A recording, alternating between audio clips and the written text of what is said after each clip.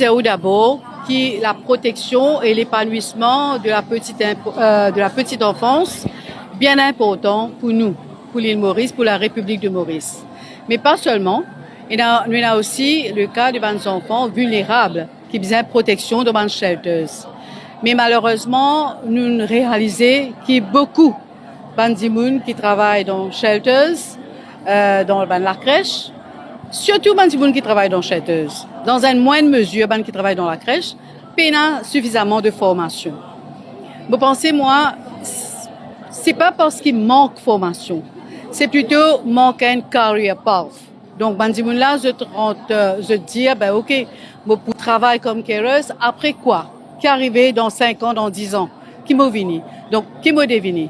Donc, PNA prospects, pas TIENA prospects. Donc, c'est pourquoi aujourd'hui, nous pensons qu'il est important qu'il nous organise sa porte ouverte là, avec les différentes institutions, pour qui du monde qui est intéressé pour travailler avec les enfants, gagne l'information nécessaire en ce qui concerne les différentes opportunités dans sa profession là. Donc, sa profession là, il n'est pas juste une profession, il y a aussi une vocation. Donc, nous besoin, quand nous avons envie de travailler avec les enfants, nous besoin contents enfants d'abord pour nous capables de faire ce travail-là. Donc, aujourd'hui, c'est une opportunité qui mon ministère fin initié avec les différentes autres institutions qui donnent un cours qui concernent l'enfance, la petite enfance, les enfants vulnérables, pour je trouve une facilité, pour je gagne le regard plus large, l'opportunité qui est offerte.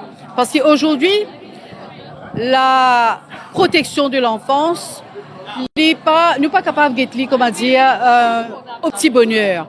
Nous enfants, besoin une protection, pas seulement une protection, nous besoin permettre que nos enfants aussi capables d'épanouir dans n'importe quelle structure qu'ils ont été, qu'il soit la crèche, qu'il ce soit un shelter.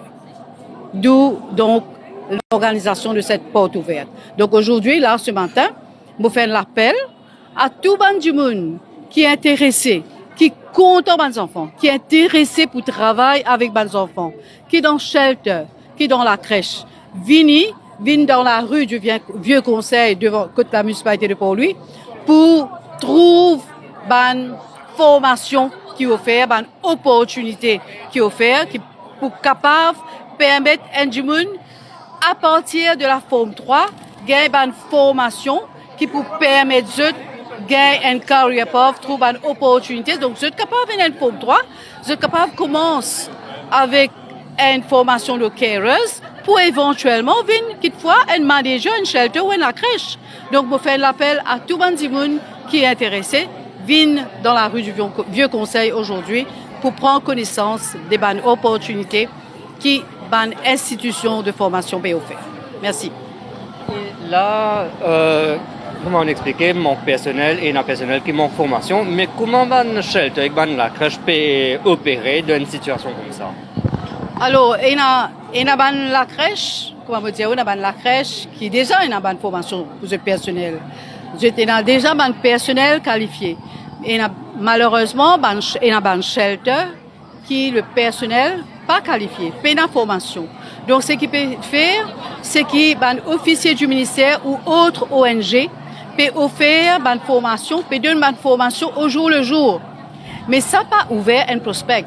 Il n'est pas ouvert une opportunité parce que une formation là peut donner par une ONG, peut donner par un officier du ministère, pas peut donner par une institution.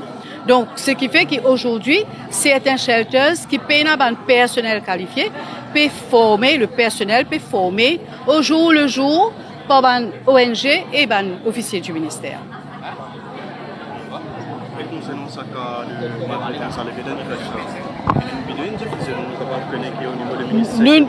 Nous en présence de ce cas-là depuis la semaine dernière, donc l'enquête peut faire.